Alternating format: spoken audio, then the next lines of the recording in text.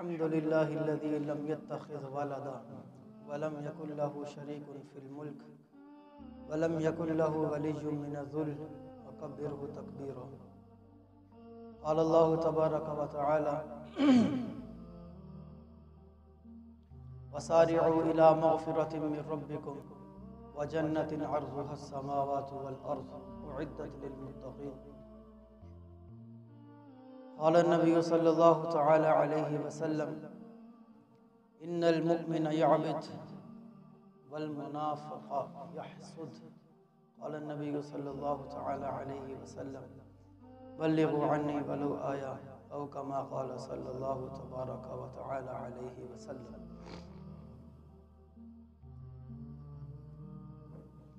میرے بھائیو اور دوستو، رمضان کی آمد آمد ہے، رمضان کی آمد آمد ہے. رجب کا چاند نظر آتا تھا تو ہمارے نبی دعا کرنا شروع کر دیتے تھے، اللہم بارک لنا فی رجب و شعبان، یا اللہ ہمارے رجب میں برکت دے، ہمارے شعبان میں برکت دے، وبلغنا رمضان، ہمیں رمضان تک پہنچا. یہ روزے رکھنے ہیں، عبادتیں کرنی ہیں، نمازیں پڑھنی ہیں، قرآن کی تلاوت کرنی ہے. رمضان کی رحمتوں سے، برکتوں سے، اس کی مغفرتوں سے ہم نے مستفید ہونا ہے. ہمارے نبی رجب میں ہی دعا شروع کر دیا کرتے تھے، اور الحمدللہ رمضان کی آمد آمد ہے. ابھی تک نہیں پتا کہ کس نے رمضان تک پہنچنا ہے اور کس کا پہلے ہی سورج غروب ہو جانا ہے، یہ کسی کو نہیں پتا. لیکن دعا جاری رکھنی چاہیے، اللہ ہمیں رمضان تک پہنچا، رمضان کے روزے رکھنے کی بھی توفیق عطا فرما. رمضان کی تیاری کیا ہے؟ رمضان کی تیاری کیا ہے؟ ایک تو تیاری یہ ہے بھی راشن ڈلوا لو، گھر میں گھی کے پیکٹ ڈلوا لو، چینی، صابن، آٹا، جو بھی سامان راشن کا وہ سارا گھر میں رکھوا لو. پھر دیسی گھی بھی آ رہا ہے کہ سحری میں کھایا جائے گا، پکوڑوں کا سامان بھی ہے، سموسوں کا سامان بھی ہے، فروٹ چاٹ کا سامان بھی ہے. ایک تو یہ تیاری ہے، ایک تو یہ تیاری ہے. ایک اصل تیاری ہے کہ رمضان آنے سے پہلے کیا کرنا چاہیے. دیکھو نا، عید آتی ہے تیاری شروع ہو جاتی ہے، گھروں کی صفائیاں ہو رہی ہیں کہ عید آ رہی ہے، بازاروں کے چکر لگ رہے ہیں کہ عید آ رہی ہے، کپڑے بنائے جا رہے ہیں کہ عید آ رہی ہے، درزیوں کے چکر لگ رہے ہیں کہ عید آ رہی ہے، شوز لینے کے لیے چکر لگ رہے ہیں کہ عید آ رہی ہے، تیاری کر رہے ہیں. شادی آنے سے 3 مہینے پہلے تیاری شروع ہو جاتی ہے. فرنیچر والے کے چکر لگ رہے ہوتے ہیں، فرنیچر والے کے چکر لگ رہے ہوتے ہیں کہ شادی آ رہی ہے، ڈیزائنر والے کے چکر لگ رہے ہوتے ہیں، شیروانی والے کے چکر لگ رہے ہوتے ہیں کہ پہلے سے تیاری شروع ہو جاتی ہے. رمضان کی تیاری کیا ہے؟ رمضان کی تیاری یہ ہے کہ رمضان آنے سے پہلے دلوں کی صفائی ہو جائے، کہ دلوں کو صاف، کسی کے لیے نفرت نہ ہو دل میں، کسی کے لیے بغض نہ ہو، کسی کے لیے کینہ نہ ہو، کسی کے لیے حسد نہ ہو، کسی کے لیے لڑائی کا جذبہ نہ ہو، کسی کے لیے بدلے کا، انتقام کا جذبہ نہ ہو، کسی کے لیے نفرتیں نہ ہو، عداوتیں نہ ہو، دل صاف ہوں. یہ رمضان کی تیاری ہے، یہ رمضان کی تیاری ہے. دیکھو نا، مسجدوں کی صفائی چل رہی ہے کہ رمضان آنے والا ہے، قالینوں کو نکالا جا رہا ہے، صاف کیا جا رہا ہے، مسجدوں کو دھویا جا رہا ہے، پنکھوں کو صاف کیا جا رہا ہے، کہ رمضان کی تیاری ہو رہی ہے. تارے باندھی جا رہی ہیں کہ اعتکاف کی تیاری ہو رہی ہے، کہ رمضان ابھی آیا نہیں ہے، انتظام پہلے سے ہو رہا ہے. پھر بھائیو اسی طرح کے دلوں کو صاف کریں کہ رمضان آ رہا ہے، دلوں کو صاف کریں کہ رمضان آ رہا ہے. کسی کے لیے دل میں ناراضگی نہ ہو کہ رمضان آ رہا ہے، کہ رمضان آنے سے پہلے صاف ہو جائے دل. کسی کے لیے حسد نہ ہو، کسی کے لیے بغض نہ ہو. اللہ کے نبی فرما رہے ہیں کہ حسد نیکیوں کو ایسے کھا جاتا ہے جیسے آگ لکڑی کو کھا جاتی ہے، نیکیوں کو ختم کر دیتا ہے حسد. تہجد بھی پڑھ رہے ہیں، تکبیر اولیٰ سے 5 نمازیں پڑھی جا رہی ہیں، قرآن کی تلاوت بھی ڈیلی کر رہے ہیں، اللہ کا ذکر بھی ڈیلی ہو رہا ہے، درود شریف کی تسبیحات بھی ڈیلی پڑھی جا رہی ہیں، صدقہ خیرات بھی کیا جا رہا ہے، اتنے اعمال کرنے کے باوجود حسد دل میں ہے تو اللہ کے نبی کیا فرما رہے ہیں؟ نیکیوں کو صاف کر دے گا، ختم، ساری نیکیوں کو ختم کر دیتا ہے حسد، جیسے آگ لکڑی کو ختم کر دیتی ہے جلا کے۔ اللہ کے نبی فرما رہے ہیں کہ اے لوگو قطع تعلقی نہ کرو، قطع تعلقی نہ کرو، ایک دوسرے کے ساتھ بغض اور عداوت نہ رکھو، ایک دوسرے کو برائی نہ کرو، آپس میں حسد نہ کرو، اے اللہ کے بندو بھائی بھائی بن کے رہو۔ اللہ کے نبی فرما رہے ہیں کہ بھائی بھائی بن کے رہو۔ یہ ہے اصل رمضان کی تیاری، یہ ہے اصل رمضان کی تیاری کہ دل میں حسد نہ ہو کسی کے لیے، دل میں بغض نہ ہو کسی کے لیے، دل صاف۔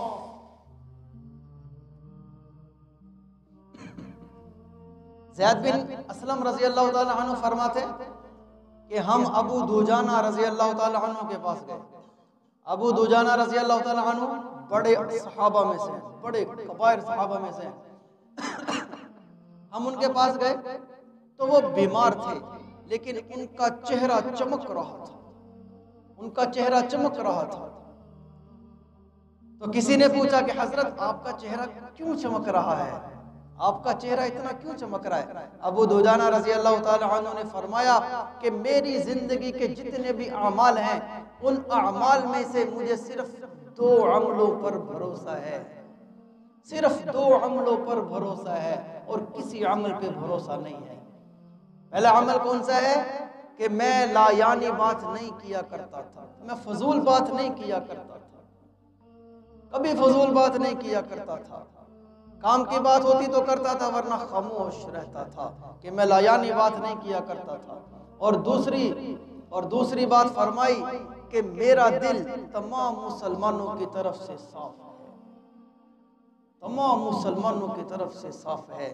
یہ ہے رمضان کی تیاری، یہ ہے رمضان کا استقبال، یہ ہے رمضان کو ویلکم کہنا کہ ہمارے دل صاف ہوں،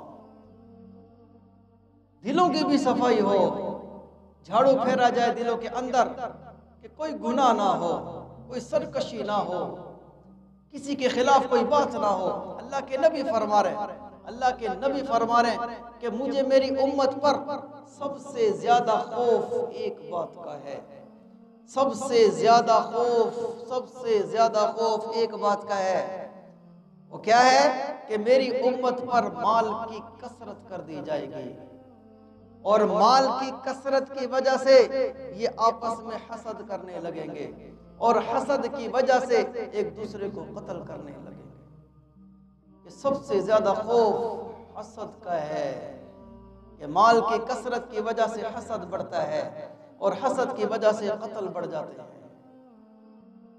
میرے بھائیوں، ساری لڑائی کی جڑ حسد ہے، نفرتوں کی جڑ حسد ہے، ایک دوسرے سے جدا ہو جانا حسد ہے، رشتہ داروں میں لڑائی حسد ہے، پارٹنر کا ایک دوسرے سے جدا ہو جانا حسد ہے۔ رمضان کا استقبال ہے کہ دلوں کو صاف کریں، دلوں کو صاف کریں۔ اس لیے اللہ کے نبی فرما رہے ہیں ان المؤمن یعبث کہ ایمان والا تو رشک کرتا ہے، رشک کرتا ہے کہ ہاں حافظ قرآن کو دیکھ کے کیا کہتا ہے کہ اللہ نے تجھے نعمت دی ہے کہ اپنا قرآن تیرے دل میں اتارا ہے، رشک کرتا ہے کہ سبحان اللہ کیا اللہ نے نعمت دی ہے۔ عالم کو دیکھ کے رشک کرتا ہے کہ سبحان اللہ کیا اللہ نے نعمت دی ہے کہ قرآن کا علم، حدیث کا علم اللہ نے تیرے دل میں اتارا ہے۔ کہ مومن رشک کرتا ہے کہ اللہ نے اپنی نعمتوں میں سے ایک نعمت گھر تجھے دیا ہے، رشک کرتا ہے کہ سبحان اللہ، تعریف کرتا ہے کہ اللہ نے اپنی نعمت دی ہے کہ تجھے گاڑی دی ہے، رشک کرتا ہے، تعریف کرتا ہے، اللہ کی تعریف کرتا ہے کہ سبحان اللہ۔ اللہ کے نبی فرما رہے ان المؤمن یعبث کہ ایمان والا تو رشک کرتا ہے، والمنافق یحسد لیکن منافق حسد کرتا ہے۔ حسد کرنا ایمان والے کی علامت نہیں ہے، حسد کرنا ایمان والے کا کام نہیں ہے، حسد کرنا تو منافق کا کام ہے۔ یہ منافق کا کام ہے کہ ہائے تجھے کیسے گھر مل گیا، یہ تو منافق کا کام ہے۔ ہائے تو نے کیسے گاڑی لے لی، وہ آئی فون لے لیا، حسد ہے، یہ تو منافق کا کام ہے، ایمان والے کا کام تو نہیں ہے۔ اس لیے میرے بھائیو دلوں کو صاف کریں، دلوں کو صاف کریں، کسی کے لیے بغض نہ ہو، کسی کے لیے حسد نہ ہو، کسی کے لیے کینہ نہ ہو، دلوں کو صاف۔ صحابہ بیٹھے ہوئے تھے، اللہ کے نبی نے فرمایا کہ عن قریب میری امت میں پچھلی امتوں کی بیماری لگ جائے گی، عن قریب میری امت پہ پچھلی امتوں کی بیماری لگ جائے گی، اللہ کے نبی فرما رہے ہیں۔ صحابہ نے پوچھا یا رسول اللہ صلی اللہ علیہ وسلم کون سی بیماری لگ جائے گی؟ تو اللہ کے نبی نے فرمایا کہ تکبر کرنا، تکبر کرنا، کہ پچھلی امتوں میں تکبر عام تھا، میری امت کو بھی یہ بیماری لگ جائے گی کہ تکبر کیا کریں گے۔ دوسری چیز اترانا، نیا موبائل لے کر اترا رہے ہوتے ہیں، نئی گاڑی لے کے اترا رہے ہوتے ہیں، کاٹن لٹھے کا سوٹ پہن کے اترا رہے ہوتے ہیں، مہنگی جوتی پہن کے اترا رہے ہوتے ہیں۔ تو دوسری چیز اترانا، اترانا شوخی کرنا کہ پہلی امتوں میں یہ چیز تھی، اللہ کے نبی فرما رہے ہیں کہ میری امت کو بھی لگ جائے گی۔ اور تیسری چیز مال کو جمع کرنا، مال کو جمع کرنا۔ 10 لاکھ والا کہتا ہے 20 لاکھ ہونے چاہیے، جمع کرو، ابھی تھوڑے ہیں۔ 1 کروڑ ہو گیا، ابھی تھوڑے ہیں۔ 1 فیکٹری لگی ابھی تھوڑی ہے، 2 فیکٹریاں لگی ابھی تھوڑی ہیں۔ کہ مال کو جمع کرنا کہ میری امت میں بھی یہ بیماری لگ جائے گی۔ اور چوتھی چیز اللہ کے نبی نے فرمائی کہ آپس میں حسد کرنا، آپس میں بغض کرنا۔ ساتھ پھرتے ہیں، ساتھ پھرتے ہیں، میٹھی باتیں کرتے ہیں، اکٹھے مل کے کھاتے ہیں، لیکن دلوں میں حسد ہوتا ہے۔ ایک گھر میں رہتے ہیں، ہر چیز کا مشورہ کرتے ہیں، لیکن دلوں میں حسد ہوتا ہے۔ ایک سفر میں ایک ساتھ چل کے جاتے ہیں کہ تیرے بغیر میں نے سفر میں نہیں جانا، تو میرے ساتھ چل سفر میں کہ تیرے ساتھ میرا سفر اچھا گزرتا ہے۔ ایسی محبت والی باتیں بھی کرتے ہیں، لیکن دل میں حسد ہوتی ہے، دل میں حسد ہوتی ہے۔ کسی کی چیز دیکھ کے تعریف کرتے ہیں، کیا موبائل لیا ہے، کیا گاڑی لی ہے، لیکن دل ہی دل میں دعا ہو رہی ہوتی ہے، دل ہی دل میں سڑ رہے ہوتے ہیں۔ اور کیا کہہ رہے ہوتے ہیں، اتھے اگلے چونک سے لگ جائے نا، مزہ آ جائے، دل ہی دل میں یہ بات کر رہے ہوتے ہیں۔ حسد ہے، حسد ہے۔ رات کو تجھے کوئی ڈاکو پڑ جائے، موبائل چھین کے لے جائے، دل ہی دل میں یہ چیز چل رہی ہوتی ہے کہ تو نے اتنا مہنگا موبائل کہاں سے لے لیا۔ یہ حسد ہے،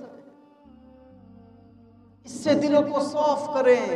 موسیٰ علیہ السلام اللہ تعالیٰ کے دربار میں گئے، تو اللہ تعالیٰ کے دربار میں گئے تو کیا دیکھتے ہیں کہ ایک شخص عرش کے سائے میں بیٹھا ہوا ہے، ایک شخص عرش کے سائے میں بیٹھا ہوا ہے۔ موسیٰ علیہ السلام نے دیکھا تو رشک ہو گیا کہ کتنا بڑا انسان ہے اور کتنا معزز انسان ہے، کتنی اللہ کے ہاں اس کی عزت ہے کہ اللہ نے عرش کے سائے میں اس کو بٹھایا ہوا ہے۔ تو اللہ تعالیٰ سے کہنے لگے کہ یا اللہ یہ کون شخص ہے اور اس کا کیا نام ہے؟ تو اللہ تعالیٰ نے فرمایا کہ موسیٰ اس کا نام تو میں تجھے نہیں بتاؤں گا، ہاں میں اس کے تجھے 3 عمل بتا دیتا ہوں جس کی وجہ سے اس کو یہ مقام ملا ہے۔ نام نہیں بتاؤں گا، تجھے اس کے 3 عمل بتا دیتا ہوں جس کی وجہ سے اس کو یہ مقام ملا ہے کہ عرش کے سائے میں بیٹھا ہوا ہے۔ پہلا عمل کہ موسیٰ یہ اپنے والدین کا نافرمان نہیں تھا۔ پہلا عمل اس کا یہ تھا کہ نافرمانی نہیں کرتا تھا اپنے والدین کی، اس وجہ سے آج یہ عرش کے سائے میں بیٹھا ہوا ہے کہ والدین کا نافرمان نہیں تھا۔ ہمارا تو مرد بھی آج کل نافرمان چل رہا ہے، عورت بھی نافرمان چل رہی ہے، پیسے والا بھی والدین کا نافرمان ہے، غریب بھی والدین کا نافرمان ہے، بچہ بھی والدین کی نہیں مانتا، جوان بھی والدین کی نہیں مانتا، کہ نافرمانی عام چل رہی ہے۔ اللہ تعالیٰ کیا فرما رہے ہیں کہ موسیٰ پہلا عمل اس کا یہ ہے کہ اپنے والدین کی نافرمانی نہیں کرتا، نافرمانی نہیں کرتا۔ اللہ کے نبی نے فرمایا کہ جس نے والدین کی نافرمانی کی نہ اس کی نماز قبول، نہ اس کا روزہ قبول، نہ اس کا کوئی نفل قبول، اس پہ اللہ کی لعنت، اس پہ فرشتوں کی لعنت، اس پہ پوری دنیا کی لعنت۔ اللہ کے نبی فرما رہے ہیں کہ پہلا عمل کیا ہے کہ والدین کی نافرمانی نہیں کرتا، اور دوسرا عمل اس کا یہ ہے کہ موسیٰ کہ چغلی نہیں کرتا، یہ چغل خور نہیں ہے، یہ ادھر کی بات ادھر نہیں کرتا، یہ ادھر کی بات ادھر نہیں کرتا، منہ پہ تعریف کرتا ہے اور جب اٹھ کے چلا جاتا ہے تو اس کی پیچھے چغلی نہیں کرتا، اس کے پیچھے چغلی نہیں کرتا۔ اللہ کے نبی نے فرمایا لا يدخل الجنت قاطعون، کہ قاطع جنت میں داخل نہیں ہوگا۔ صحابہ نے پوچھا من ہوا قاطع، یا رسول اللہ قاطع کون ہے؟ تو اللہ کے نبی نے فرمایا کہ وہ شخص جو لوگوں کے درمیان اختلافات پیدا کر دے، یہ قاطع ہے، اور یہ چغل خور ہے، یہ جنت میں داخل نہیں ہوگا۔ کہ لوگوں کے درمیان اختلافات پیدا کر رہا ہے، لوگوں کے درمیان لڑائیاں پیدا کر رہا ہے، لڑائیاں ڈال رہا ہے۔ موسیٰ 3 عمل بتاتا ہوں۔ پہلا عمل کہ والدین کے نافرمانی نہیں کرتا تھا، دوسرا عمل کہ چغلی نہیں کرتا تھا، اور تیسرا عمل اس کا یہ ہے کہ جو نعمتیں میں نے لوگوں کو دی تھی یہ ان نعمتوں پر حسد نہیں کرتا تھا، حسد نہیں کرتا تھا۔ ہائے تجھے کیسے مل گئی یہ گاڑی، حسد نہیں کرتا تھا۔ تو نے سوٹ کہاں سے سلوا لیا، حسد نہیں کرتا تھا۔ پھر بھائیو، یہ رمضان کا استقبال ہے، یہ رمضان کے آنے کی تیاری ہے کہ دلوں کو صاف کریں، دلوں کو صاف کریں۔ اللہ کے نبی نے فرمایا، صحابہ بیٹھے ہوئے تھے، اللہ کے نبی نے فرمایا کہ اللہ کی نعمتوں کے دشمن بھی ہوتے ہیں، اللہ کی نعمتوں کے دشمن بھی ہوتے ہیں۔ صحابہ نے حیرانگی سے پوچھا یا رسول اللہ کون ہے جو اللہ کی نعمتوں کے دشمن کون ہیں؟ تو اللہ کے نبی نے فرمایا کہ وہ لوگ کہ جو نعمت اللہ نے اس کے بھائی کو دی ہو وہ اس پر حسد کرتے ہوں، یہ حسد کرنے والے اللہ کی نعمتوں کے دشمن ہیں، اللہ کی نعمتوں کے دشمن ہیں۔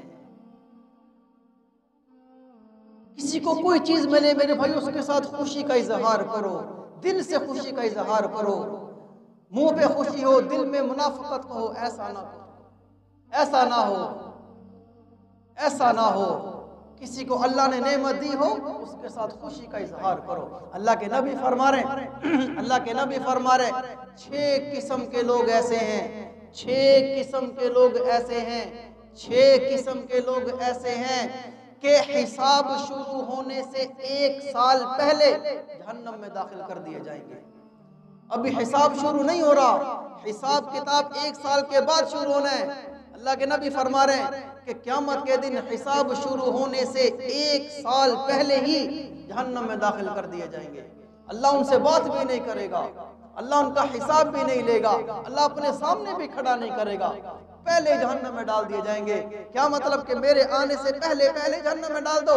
میں ان کا چہرہ بھی دیکھنا نہیں چاہتا، میں ان سے بات بھی کرنا نہیں چاہتا، میں ان کو اپنے سامنے کھڑا ہونا بھی اچھا نہیں سمجھتا ہوں۔ ان کو جہنم میں ڈال دو، ان کو جہنم میں ڈال دو۔ 6 آدمی حساب شروع ہونے سے 1 سال پہلے جہنم میں ڈال دیے جائیں گے۔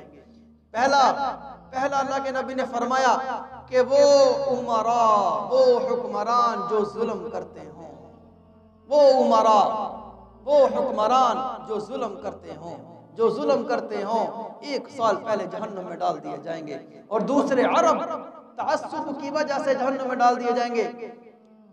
واصلہ بن اسقع رضی اللہ تعالیٰ عنہ نے پوچھا یا رسول اللہ یہ تعصب کیا ہوتا ہے، یہ تعصب کیا ہوتا ہے؟ تو اللہ کے نبی نے فرمایا کہ اپنی قوم کو ظلم پر دیکھتے ہوئے بھی ان کی مدد کرنا یہ تعصب ہے۔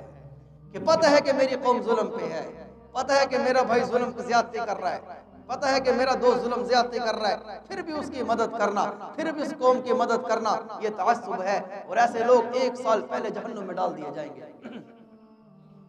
اور تیسرے سردار اپنے تکبر کی وجہ سے، اللہ نے سرداری دی ہے تکبر کر رہے ہیں، اللہ نے نمبرداری دی ہے تکبر کر رہے ہیں، اللہ نے سیٹ صاحب بنایا ہے تکبر کرتے پھرتے ہیں۔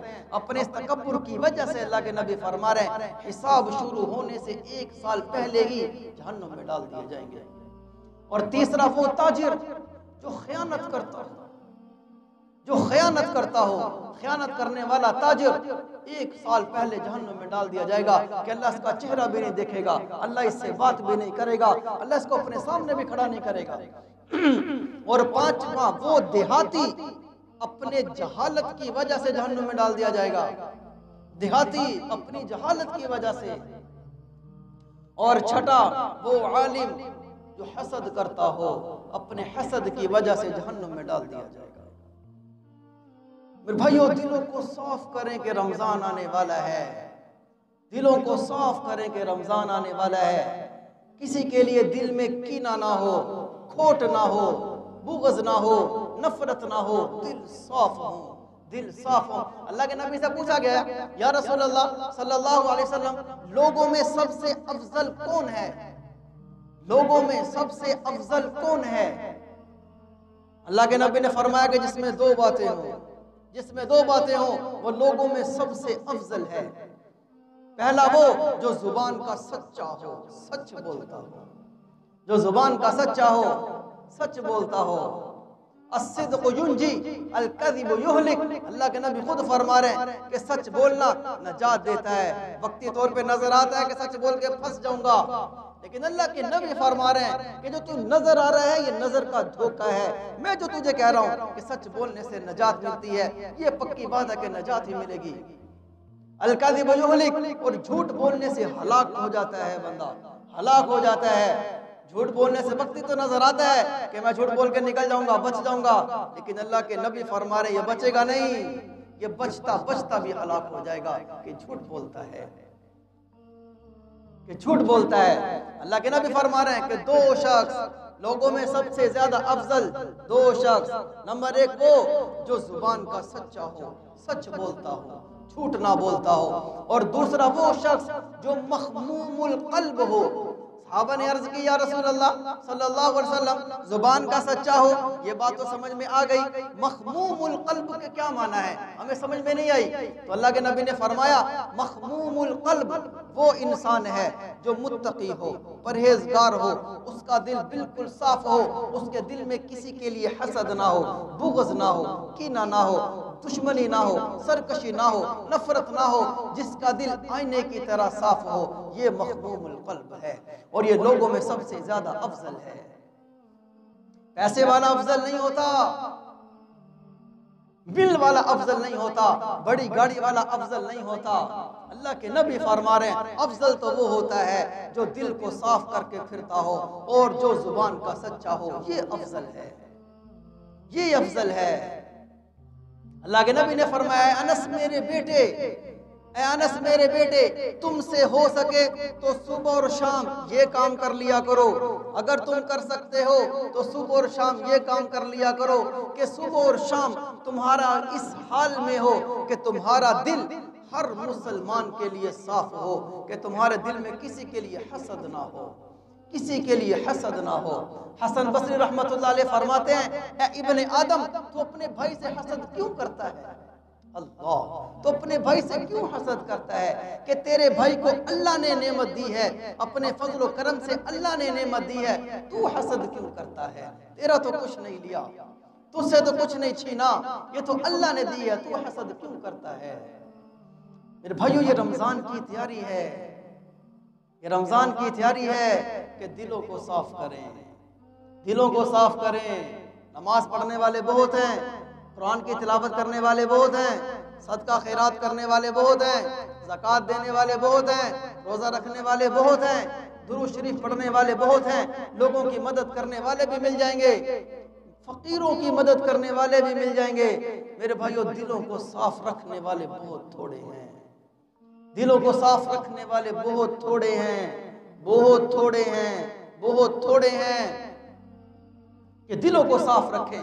اللہ کے نبی فرما رہے ہیں، اللہ کے نبی فرما رہے ہیں لوگ اس وقت تک بھلائی میں رہیں گے جب تک وہ آپس میں حسد نہیں کریں گے، اس وقت تک بھلائی میں رہیں گے۔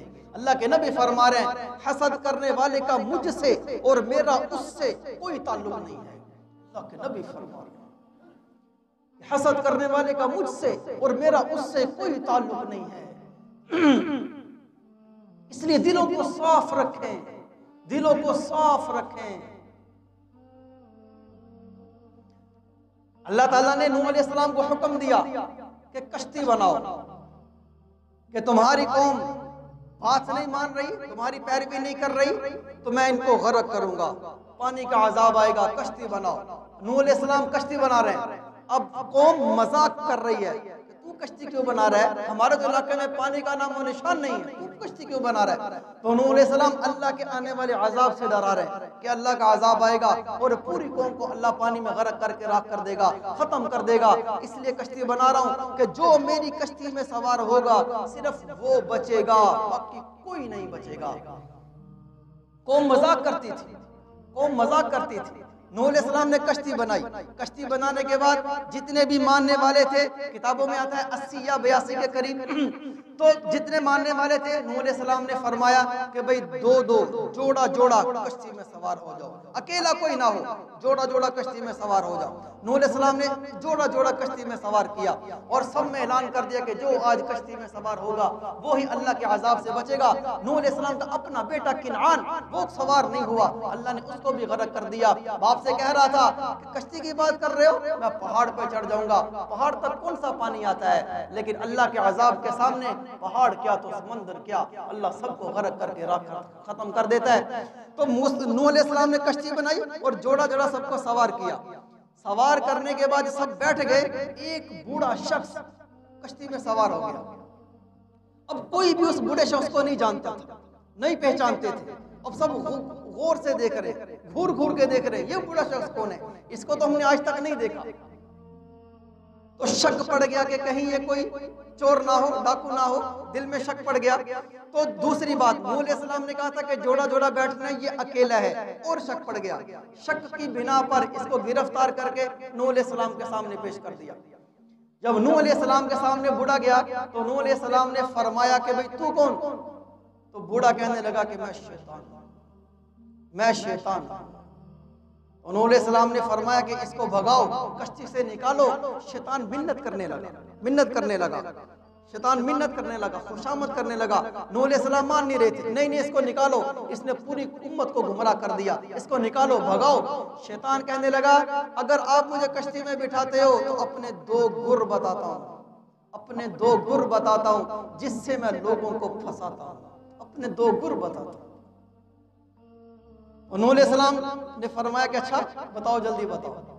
شیطان کہنے لگا میرے دو کام، میرے بڑے ہتھیاروں میں سے دو بڑے ہتھیار، دو ایٹم بم، میرے دو ایٹم بم، جس سے بڑے بڑے علماء کو بھی پھنسا لیتا ہوں اور بہت بڑے سخی لوگوں کو بھی پھنسا لیتا ہوں، بڑے بڑے قراء کو بھی پھنسا لیتا ہوں، میں بڑے بڑے لوگوں کو پھنساتا ہوں۔ اس میرے ایٹم بم سے کوئی نہیں بچتا، کوئی نہیں بچتا۔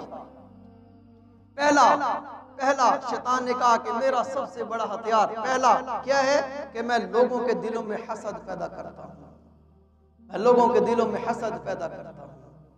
پھر شیطان نے خود کہا یہ حسد ایسا گناہ تھا کہ اسی کی وجہ سے میں خود برباد ہوا ہوں، میں خود برباد ہوا ہوں، کہ اللہ نے فرمایا تھا کہ آدم علیہ السلام کو سجدہ کرو، حسد کی وجہ سے میں نے سجدہ نہیں کیا، کہ میرے دل میں یہ بات آئی میں تو آگ سے بنا ہوں اور یہ مٹی سے بنا ہے، میں تو اچھا ہوں، بہتر ہوں اس مٹی سے، تو یہ دل میں بات آنے کی وجہ سے میں نے سجدہ نہیں کیا، مجھے مروایا حسد نے۔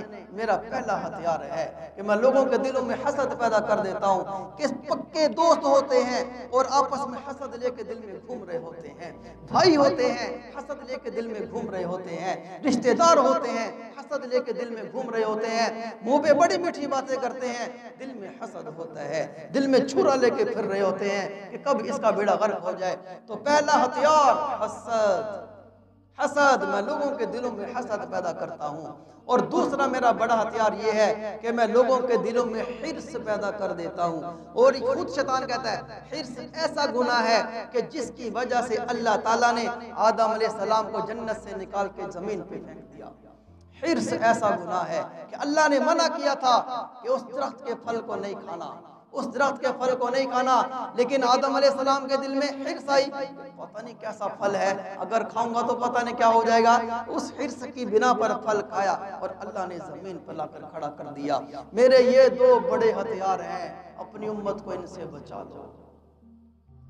میرے بھائیو، حرص نہیں، حسد نہیں، حاسد میرے بھائی صرف سڑتا رہتا ہے، حاسد صرف سڑتا رہتا ہے، اس کے بعد کرنے کے لیے کچھ نہیں ہوتا۔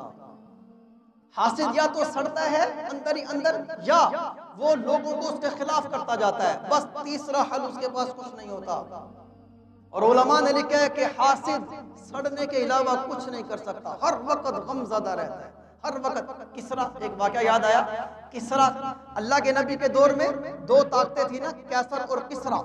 تو کسرا کے دربار لگا ہوا، بادشاہ بیٹھا ہوا ہے، شاہ کسرا بیٹھا ہوا ہے دربار میں، اور اپنے تخت پہ بیٹھا ہوا ہے، دربار لگا ہوا ہے۔ ایک مچھیرا آیا، حاسد کا واقعہ یاد آ گیا، ایک مچھیرا آیا، ایک مچھلی لے کر آیا۔ اب اس نے کسرا کو لا کے مچھلی پیش کی، حضرت یہ آپ کے لیے تقریباً 4 کلو کی مچھلی تھی۔ اب کسرا نے وہ مچھلی لی اور بڑا خوش ہوا، بڑا خوش ہوا، اور اس نے حکم دیا کہ اس کو 4000 درہم دو انعام کے طور پر۔ جب 4000 درہم مچھیرے کو ملے تو بادشاہ کسرا کی ایک باندی وہ کھڑی ہوئی تھی، وہ اب حسد کرنے لگی، اس کو 4000 درہم مل گئے، مجھے تو کچھ نہیں ملا، کہ میں اتنی خدمت کرتی ہوں، میں اتنے کام کرتی ہوں، مجھے تو کچھ نہیں ملا۔ اب دل میں حسد پیدا ہونا شروع ہوئی۔ اب حسد کی بنا پر اس نے کیا کہا کہ بادشاہ سلامت، ایک منٹ اس کو روکیں اور اس سے پوچھیں کہ جو مچھلی ہے یہ نر ہے کہ مادہ ہے۔ اب باندی دل میں کیا سوچ رہی ہے، اگر یہ مچھیرا کہے گا کہ یہ نر ہے تو میں کہہ دوں گی بادشاہ کے لیے مادہ مچھلی زیادہ مفید ہے، اور اگر یہ مچھیرا کہے گا کہ یہ مادہ ہے تو میں نر مچھلی کے فضائل بیان کروں گا۔ اب وہ دل میں سوچ رہی ہے۔ اب وہ بادشاہ سلامت نے پوچھا، ہاں بھئی مچھیرے، مچھلی کون سی ہے، نر ہے کہ مادہ ہے، مذکر ہے یا مؤنث ہے؟ تو مچھیرا کہنے لگا، لا ذکر ولا انثى بل ہی خنثى، نہ یہ نر ہے نہ یہ مادہ ہے، یہ تیسری قسم ہے، یہ خنثى ہے، جس کو ہمارے زبان میں خسرا کہا جاتا ہے، یہ خنثى ہے، یہ نہ نر ہے نہ مادہ ہے، یہ خنثى ہے۔ بادشاہ بہت ہنسا اور خوشی کی بنا پر اس نے کہا کہ اس کو 4000 درہم اور انعام، 8000 ہو گئے۔ اب وہ دل میں نا باندی کڑ رہی ہے، اس کو 8000 درہم مل گئے، اب میں ایسا کیا کروں؟ اب وہ جو 8000 درہم لے کے جانے لگا تو ایک درہم اس کے ہاتھ سے نیچے گر گیا، اور اس وقت کا یہ دستور تھا کہ ایک درہم نیچے سے اٹھانا معیوب سمجھا جاتا تھا، اور بادشاہ کے دربار میں یہ بادشاہ کی بے عزتی ہوا کرتی تھی۔ تو اس مچھیرے نے کیا کیا، ایک درہم نیچے گرا، اٹھا لیا۔ اب بادشاہ کے دربار کی خلاف ورزی کر دی تو ایک دم پھر باندی بولی، بادشاہ سلامت دیکھا نہیں آپ نے اس کو، یہ تو لالچی ہے بہت بڑا، یہ تو بہت بڑا لالچی ہے کہ ایک درہم گرا اور اس نے اٹھا لیا اور آپ کے دربار کی توہین کر دی، اس نے ایک درہم کیوں اٹھایا، اس سے سارے درہم واپس لے لو۔ تو بادشاہ بھی غصے میں آیا کسرا، اور کہنے لگا، ہاں مچھیرے تو نے کیوں اٹھایا؟ کسرا بھی سیانہ تھا، اب کسرا کہنے لگا، بادشاہ سلامت اس درہم پہ آپ کا نام لکھا ہوا ہے اور آپ کی تصویر بنی ہوئی ہے، اور میں نہیں چاہتا کہ آپ کا نام اور آپ کی تصویر ہمارے پاؤں میں پڑی رہے، میں نے اس لیے اٹھایا۔ بادشاہ خوش ہو کے کہنے لگا، اس کو 4000 درہم اور انعام۔ اور وہ باندی کیا ہے، حاسد، صرف کڑتا رہتا ہے اور کچھ نہیں ہوتا، کڑتا رہتا ہے، بس غم زدہ رہتا ہے، اس کے علاوہ اس کے بعد کوئی حل نہیں ہوتا۔ اس لیے میرے بھائیو، رمضان آنے والا ہے، رمضان کی تیاری کیا ہے کہ دلوں کو صاف کریں، کسی کے لیے حسد نہ ہو، کسی کے لیے بغض نہ ہو، کسی کے لیے نفرت نہ ہو، کسی کے لیے عداوت نہ ہو، کسی کے لیے دل کے اندر کھوٹ نہ ہو، انتقام کا جذبہ نہ ہو، بالکل صاف کریں کہ رمضان آنے والا ہے۔ اللہ عمل کی توفیق عطا فرمائے۔ سنت